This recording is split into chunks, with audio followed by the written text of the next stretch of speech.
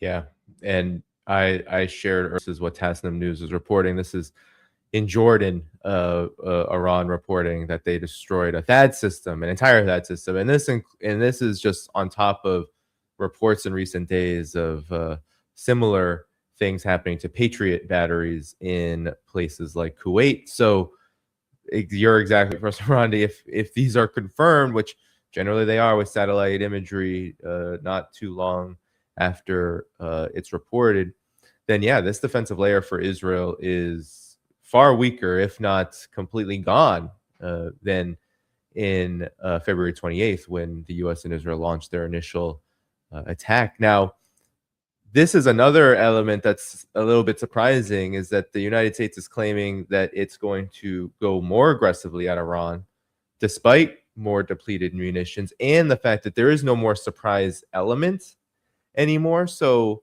that, you know, that's gone. And so any escalation, even if it is, I don't see how, but even if it is at a volume at or greater than February 28th, um, it just I don't how could it even have the same results? And those results were just war crimes, as we saw with the Manab school and the assassination of the leadership, including Ayatollah Ali Khamenei. So that, I don't know. When I talk about it, I don't know how I could, even if I wanted to be a stenographer of war, I don't know how I could. I'll show you how the media is doing in a second. But your thoughts about this? Well, yeah, all you have to do is watch Fox News and some of the other media outlets, and you learn. But or read the material in Western media. But Danny, I think one of the most important elements right now is the pace in which the Iranians are carrying out their attacks. And it's clear that the Iranians have absolutely no shortage whatsoever of missiles and drones to continue carrying out this war. I mean, they're just hitting and hitting and hitting. And it's clear that their production facilities are intact. They're all underground. They're producing new weapons. Their weapons are getting better. They're becoming more precise. Uh, they're devastating U.S. bases across the Persian Gulf, and now the Americans they've retreated to Jordan, and now they're being hit in Jordan and Saudi Arabia. So there's no place for them to go that's safe. And the further away they are from Iran, the more difficult it is to attack, the more expensive it is, the more costly it is. Uh, and and on the other hand, if the United States wants to escalate, everything, all those targets that Iran would need to destroy are right in front of Iran. Remember, I mean, for example, the Saudis have a pipeline to the Red Sea. We all know that now, where they export, I don't know, between 4 and 4.5 million barrels a day, according to the numbers that I've read. Okay, but the oil wells are near Iran. They're near the Persian Gulf. Everything is near the Persian Gulf. So if there's no oil to go through the pipeline, then the pipeline is useless. So, and it's really interesting nowadays. People are saying, well, they'll build in future. They'll all build pipelines. First of all, that'll take years and tens of billions of dollars, but it's not going to change anything because the the gas fields, the oil fields, you can't move them. They're here. But in any case, with these missiles and drones that Iran has, and there's a huge amount of them, they can easily wipe out everything. So even if the United States goes back to Jordan, or it retreats from Jordan and goes to the Israeli regime, they still cannot protect. If they want to escalate the war, they cannot protect these assets. In fact, it's going to become more difficult for them to protect these assets in the Persian Gulf region because their planes will be so far away. So the plans don't make sense. Nothing that they do makes sense. And yet, they're, instead of seeking an end to this, and of course, if there's going to be an end, the Iranians are not going to accept the MOU. The Iranians are definitely going to have more demands. They will probably demand all of their stolen assets handed over up front. They will demand that the siege on Yemen be lifted, and they will make clearer demands on Gaza. This is not a war that the Americans can win, and the Iranians know it. So even if the devastation is enormous in Iran, they're still going to remain resilient. They're still going to resist. And again, as I said, you have Iraq, you have Yemen. It's not just Iran. On its own, the Iranians have been able to hold their ground during the 40-day war. Now they're doing even better, and we're just beginning to see Yemen getting involved. They were not directly involved last time around. So I just no matter how you look at the situation, it's a lose-lose situation for the United States and the global economy and people across the world. And Iranians will definitely suffer too, but the Iranians will remain standing, and U.S. assets across the region will be swept away. I don't see any other way out of this. Well, despite this reality, the mainstream corporate media is doing its job, not the job that we expect media to do, which is to tell the truth, but it's doing its job for the Zionists, for the warmongers, for the masters of war, as they've been called. And I want to play this for us, Ronnie. This is Fox News. As you said, you can watch Fox News and learn how to be a war stenographer for this absolutely disastrous U.S.-Israeli war in Iran just by watching it. This is the mainstream corporate media, Fox News, literally discussing and plotting and planning for almost, it seems like, for the masters of war crimes hitting Iranian civilian targets, infrastructure sites, they call them. Here's before you start, watch how it's like they say it with lust. Yes. Yeah. Yep. Here we go. Yeah. Watch out for that. So let's take a look at the power plants and places that we might be able to hit. Lucas, as you see these as targets, what do you think we might hit first? Well, I don't know if we'll hit it first, but the Damavad plant supplies 40% of Tehran's electricity. The Bashir nuclear power plant, probably not likely a target. The Russians built this. They still supply Iran with low-enriched uranium. Because, Lucas, we should say there's a risk to blowing up a nuclear plant. There's no question. Now, the South Pars gas field, this sits on the largest natural gas field in the world. Israeli forces hit this on March 18th in the beginning of the war. Iran responded by hitting the Qatari side of this natural gas. Oh, yeah. How did that work out for us, Irani, hitting the South Pars? And then they're not going to mention what it did to the oil markets, which was dramatic. I mean, that means all the countries that use LNG, they should say goodbye to their LNG facilities. And those that can get LNG, the shortages will be permanent. And then add the permanent absence of oil from the markets, and the permanent absence of helium and fertilizers and everything else, and aluminum and everything. So the world is going to change. And remember, the shortages are already here, and they are growing by the minute. The reason why Trump accepted the MOU, even though it was humiliating, was because he said we only have 4 weeks left of energy. Now, during the 3 weeks when the MOU was working and the Iranians were allowing ships to pass through, let's say the shortages didn't grow in oil. In other fields, they continued to grow because the focus was on crude oil leaving the Persian Gulf. And by the way, not a lot of ships were entering the Persian Gulf, and that has repercussions in the future. But okay, so now for the last 2 weeks there has been no oil, and then there's the Red Sea. So that 4 weeks that Trump was talking about it's still there. So we haven't gone back to the 4 or 5 months ago.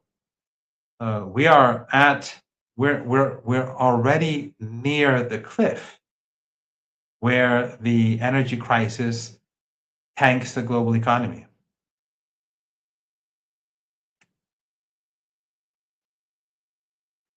I can't hear you. I said, sorry about that, everyone. I said, well, let's watch a bit more of this before we all throw up. Here we go. Field in terms of targets. But let me ask you here, this is the Strait. Yeah, this is the Strait of Hormuz right if here. we want to send a message in the Strait where they're hitting ships in the Strait, wouldn't that be a place we go? It would. The only question is what would be Iran's response? We've seen Iran hit back in Qatar's oil field, natural gas oil fields in the UAE. That's the big thing. You mean they'll have a like response? If we hit a power plant, no they'll question. That's been this tit for tat the whole time. That's what's notable about the Israelis. They use disproportionate responses. Probably one of the reasons that Israel hasn't re-entered the war. Iran has not attacked Israel since early June. And your assessment of how we're doing it now, do you think we're doing disproportionate, or do you think we could be doing not doing disproportionate? It is notable that U.S. forces hit an Iranian barracks after an American barracks was hit, of course, in Jordan. That's what killed those 3 U.S. Army So soldiers. this is the power plants that we could be. It's the other way around. Sorry, it is humor on it. Yeah, it was the other way around. They hit Iranian barracks, It was. and then the Iranians hit their barracks. No, exactly. Yeah, it's the other way around. And those army barracks they hit when it comes to Iran, they were not even a party to the military operations. They were simply it was far away, and they were just conscript soldiers, very far away, nowhere near the battle. So now Iran has, yes, in the last several days, as we reported at the beginning, they've, Kuwait, Jordan, these army barracks are now legitimate targets. And the U.S. has done a piss poor job. Look, people who are watching this from the United States just understand that the United States military, the Pentagon, I mean, their CENTCOM, whatever, horrible job of protecting what, to be honest, are occupation troops. They're inside other countries operating a war from these countries. Even if the countries do it willingly, they're still basically operating as occupation troops, and they aren't even combat troops. So these are people who just know how to operate machinery or take orders, like press buttons and then whatever, but they're not combat troops. They're not troops that are going to end up in the line of battle anytime soon. So they're the ones getting targeted. So it's a very it's a gross situation for us, Ronnie. But they didn't even talk about Pickaxe Mountain, which I wanted to, it's unclear whether Trump even knows what Pickaxe Mountain is. Pickaxe Mountain is made of granite, and I was joking with someone earlier saying that Trump is probably going to say something like, "Oh yeah, we hit the graphite very hard. We make pencils out of it, and they have a whole mountain of it, but no more." But it's like, but granite, graphite you make pencils of, but granite, like what it actually is made out of, is almost indestructible. I mean, I don't know. I'm not a science nerd, but it's basically indestructible. No bomb is going to really break that. So it's quite it's quite something that the Trump administration has become obsessed with this. But your thoughts on this? Well, first of all, we have to go back to last year's war, another war that they launched against Iran. Remember, this is the third. I mean, the last 5 months has been a war in itself. But last year's war, Trump said he obliterated Iran's nuclear program. It's finished. It's gone. Netanyahu and Trump were celebrating. So how is it that suddenly Iran has enriched uranium under this fountain, and it has centrifuges? So the narrative doesn't make sense. Now, I don't know. Obviously, these would be issues that I am not privy to, but whether Iran's nuclear program is up and running, or where it is, or how it functions, I don't know. I don't have that sort of knowledge. But the Trump Netanyahu narrative is completely inconsistent. One day it's destroyed, obliterated, and it won't be rebuilt for many years to come. And then literally a year later, it's up and running and it's completely active.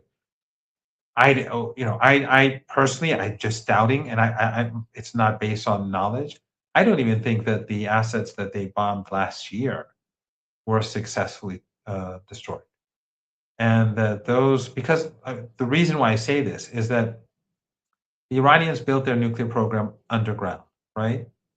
We don't know, it's not public knowledge. I don't have the knowledge, you don't have the knowledge, as to whether those assets are safe right now, correct? But all those underground missile bases, all those underground drone bases, tens of them, all those underground speedboat bases, all those underground anti-air. I mean, they have bases all over the country, command and control, like maybe over 100 bases. Has the United States succeeded in destroying a single one of those bases? They bombed them. I think it was the Yazd missile base that they bombed repeatedly with B-52 bombers. Did they destroy a single base? None. They've done no damage to any of them. They've only been able to like block the they have many entrances. They block one entrance and then they use bulldozers and reopen it after a few hours, or at most a day or two or something like that. So if they can't destroy Iran's underground missile bases, then I would assume that Iran's nuclear bases, or not nuclear, Iran's nuclear program, is at least as well protected, and definitely, in my opinion, more or better protected, because if they're bombed and then there's radioactive material, it would be catastrophic for the people who live in the areas nearby. So without a doubt, those underground facilities would be better protected than all those missile bases. If the Americans could have destroyed the missile bases, they would have destroyed the missile bases. So I don't believe anything they say about this mountain. I don't believe what they said about last year. I don't believe anything that comes out of Washington about any in this war. And a lot of the footage that they show, you were right. They bombed ordinary boats that belong to private citizens, and then show it as if they bombed military speedboats. And they bomb hospitals, they bomb schools. They won't even admit to the slaughter of all those children. They won't even apologize. These are brutes. So these are animals. I mean, they're not animals; they're beneath animals. But they target pilgrims. They target. They do double tap strikes on citizens. We've seen footage of it. They bombed gatherings of people on the streets. We've seen footage of it. I was there in one instance. They bombed the gathering here, like, I don't know, a 20-minute walk, 25-minute walk from here, where a woman was killed in a gathering to support the armed forces, people on the streets, and they bombed it. So, I don't believe anything that they say, but, and the Iranians have said that if you strike this mountain, or you strike any infrastructure, or target any infrastructure of Iran, then we're going after your proxies. And those proxies are all guilty. They're enabling the United States, so they have nothing to complain about. But the truth is that if those proxies are destroyed, the global economy is destroyed. It's not as if Argentina, if electricity goes out, the global economy collapses. No, that won't happen. But if in the Persian Gulf, if some of these tiny regimes, if they collapse, yes, the global economy goes down. Well, Professor Ronnie, I wanted your reaction as we wind down here to the report of the U.S. preparing a massive attack has been coupled with, in many outlets like the New York Times, Time Magazine, with a report that Iran has rejected a ceasefire from Iraq's PM, Prime Minister, delivered directly. So Iraq's PM was actually, I believe, just visiting Trump, and now I think the Shanghai Cooperation Organization Foreign Ministers meeting is occurring. And I believe there are bilateral talks happening between Iraq and Iran as we speak. But that's the report. What do you make of it? Is there any truth to this? It says these reports, though, do say that Trump was the one who's calling for the ceasefire, which is it goes against the narrative, of course, of the Trump administration, which always says it's the opposite direction. Well, first of all, Iran is not interested in ceasefire at all. And different countries have approached Iran, and Iran says, go and speak with them. We're not interested. We had an agreement. They were supposed to abide by that agreement, and there's nothing to talk about on our side. On the other hand, the Iraqi prime minister who came here did not bring any specific peace proposal, or ceasefire proposal for the United States. That's what I've been told by someone who knows.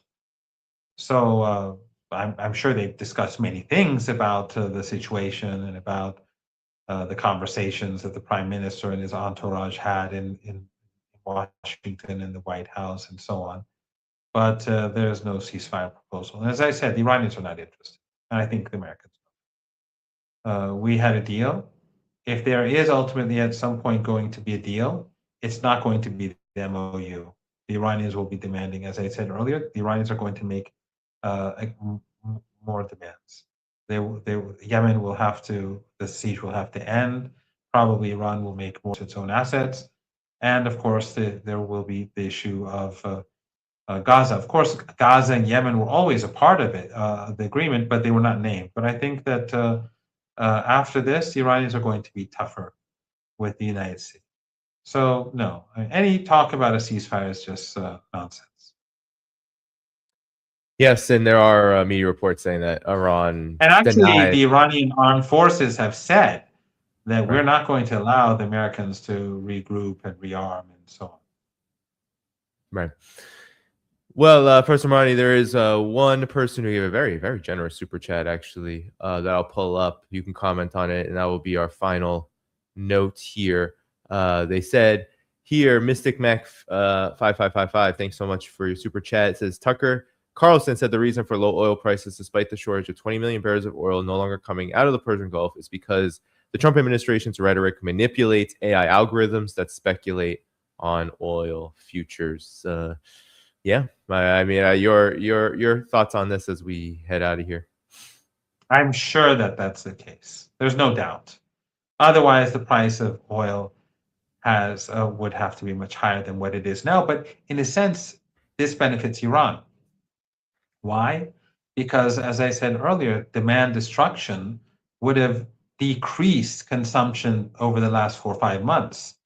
And although it would have created more hardship among people across the world, but in any case, it would have lessened the consumption of oil, and then the policies could have been put in place to where people would, let's say, on even days, certain cars could go to the gas station. On odd days, other cars could go to the gas station. They would have put in mechanisms to cut consumption, but they haven't done that. Why? Because they've been manipulating the price, and therefore consumption has remained high.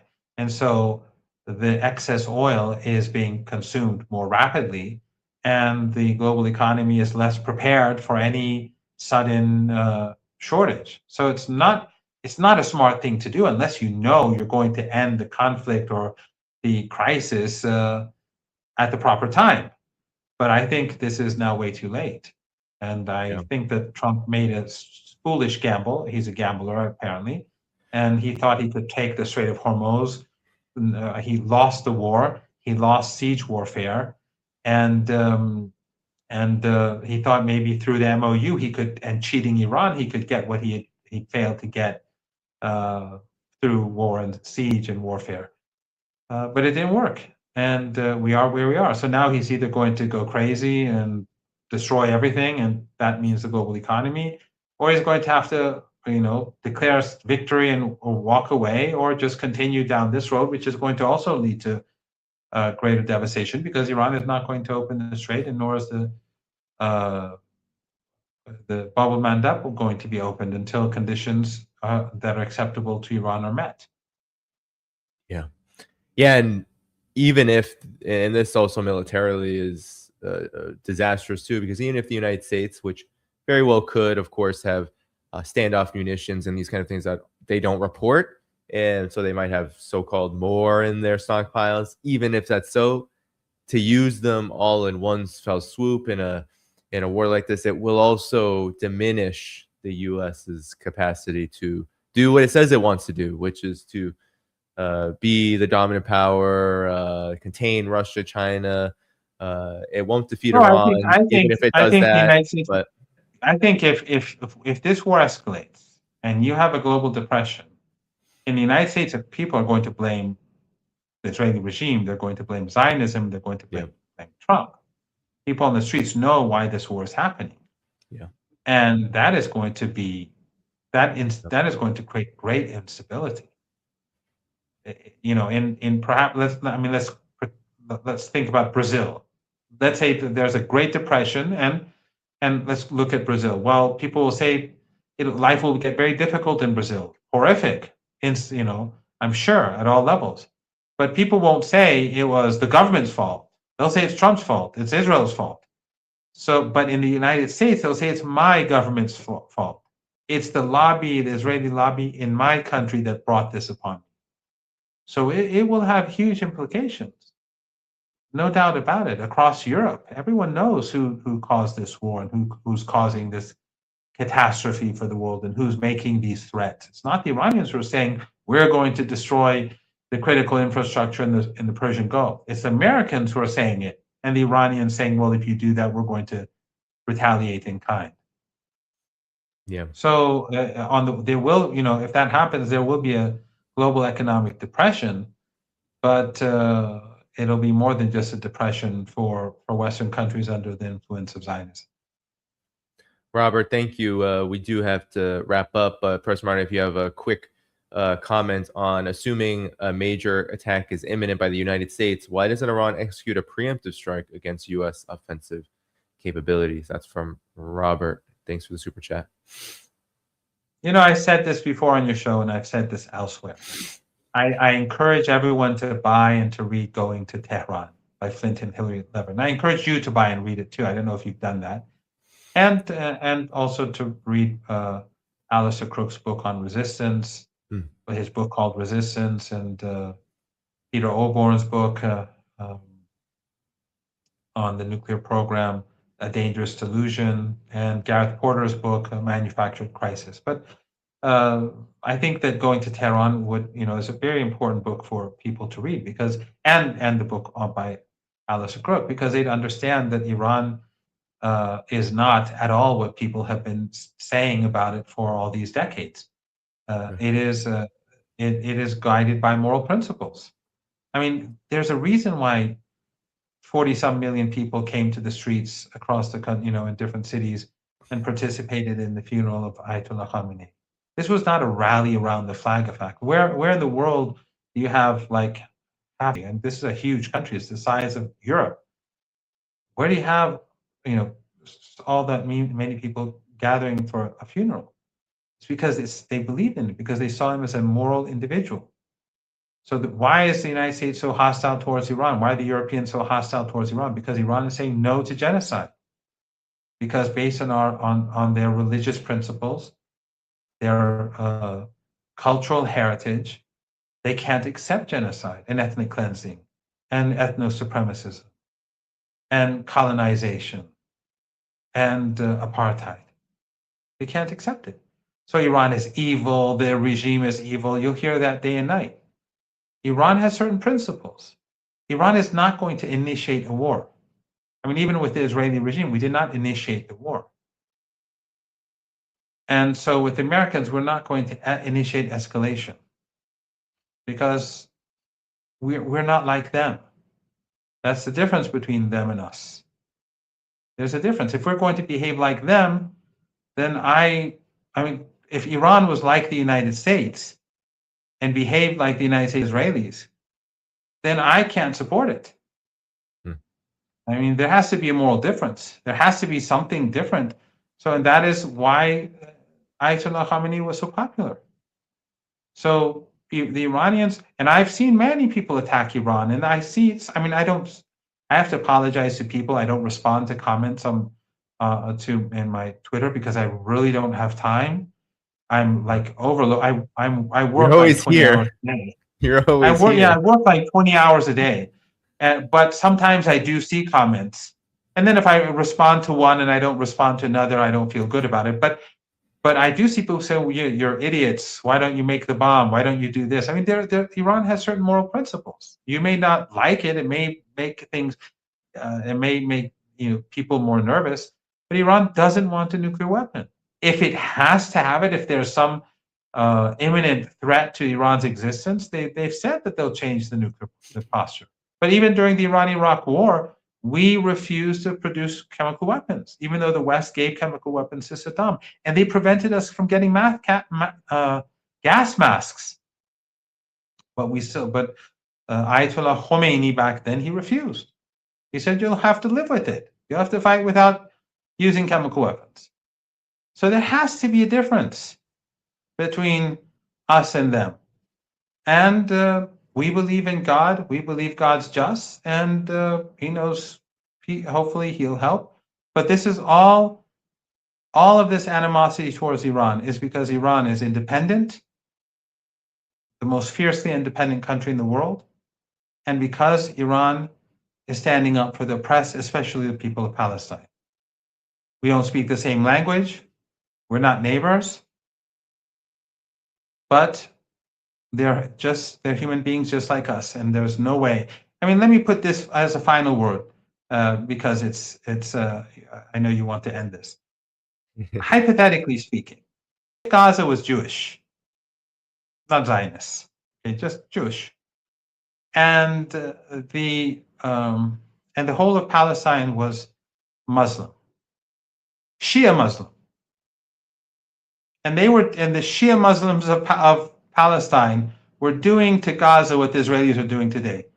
The Islamic Republic of Iran would be at war with those Shia Muslims. We have no other option. So there has to be a difference between us and them.